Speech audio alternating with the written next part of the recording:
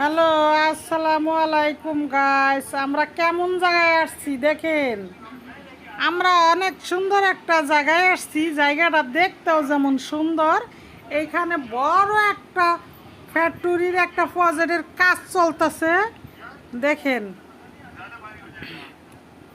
আইরে পাথরের ঠেকি আর এত বড় গাড়ি দিয়ে এরকম করে পাথর নেওয়া নামাইতাছে উঠাইতাছে।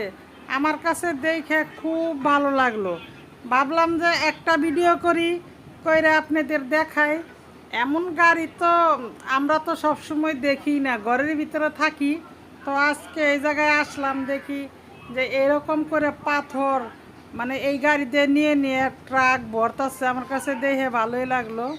আমার ভিডিওটা ভালো লাগলে একটা সাবস্ক্রাইব করে দিবেন, একটা লাইক, একটা ফলো করবেন।